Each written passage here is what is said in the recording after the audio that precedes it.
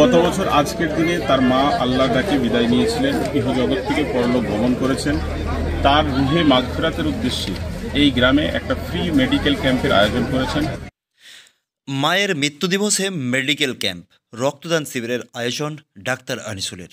গত বছর আজকের দিনেই ডাক্তার আনিসুলের মা মারা যান, আর মায়ের আত্মার শান্তি কামনায় নিজ গ্রাম সুলুটে এলাকার মানুষের বিনামূল্যে স্বাস্থ্য পরীক্ষা শিবির, রক্তদানের আয়োজন করেন তিনি।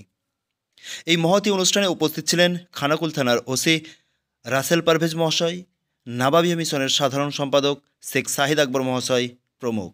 তিনি বলেন, আনিসুল আমাদের মিশনেরই এক প্রাক্তন ছাত্র। তার এহেন কর্মকাণ্ড মহান আল্লাহ যেন কবুল করেন। বাংলার ঘরে ঘরে এমন আনিসুলের মতো ডাক্তার জন্মাক। আজকে আমাদের হুগলি জেলার খানাকুল 1 সুলুট গ্রাম ডক্টর মোল্লা আনিসুল আমাদের নাবাবিয়া মিশনের ছাত্র। গত বছর আজকের দিনে তার মা আল্লাহর ডাকে বিদায় নিয়েছিলেন, ইহজগৎ থেকে পরলোক গমন করেছেন। তার রুহে মাগফিরাতের উদ্দেশ্যে এই গ্রামে একটা ফ্রি মেডিকেল ক্যাম্পের আয়োজন করেছেন। সকাল থেকে বহু মানুষ এখানে ব্লাড দিচ্ছে, সাথে সাথে এখানে বিভিন্ন ডিপার্টমেন্টের আলাদা আলাদা ডাক্তারবাবুদের বসার চেম্বার করা হয়েছে।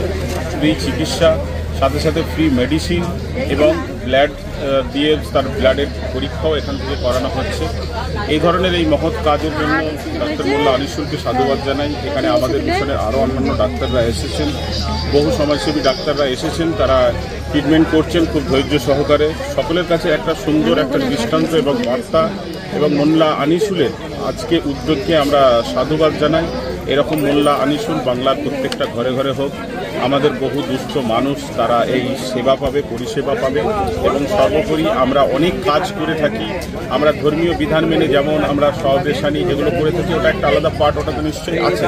সাথে সাথে এই যে মানুষের সেবা, মানুষে আজকে জন্মগ্রহণ করেছি, মানুষের পাশে থেকে তাদের সেবা সব থেকে বড় জিনিস। একটা অসুস্থ মানুষকে কেউ যদি বাড়ি থেকে দেখতে যাওয়ার নিয়ত করে, তার থেকে তার অ্যাকাউন্টে নেকি লেখা শুরু হয়ে যায়, তারপরে তার পাশে থাকা, তার সেবা শুশ্রূষা করা, এটা অনেক বড় একটা কর্মকাণ্ড আজকে উদ্যোগ নিয়েছে। এর সাধুবাদ জানাই। সাথে সাথে মহান স্রষ্টা রব্বুল আলামিন আল্লাহ পাকের কাছে প্রার্থনা করি যে আনিসুলের এই মহৎ উদ্দেশ্যকে যেন কবুল করেন, সমস্ত কর্মকাণ্ডকে যেন কবুল করেন। সাথে সাথে তার মাকে আমার প্রকৃত বোন জান্নাতের উচ্চতম স্থান যেন জান্নাতুল ফেরদাউস নসিব করেন।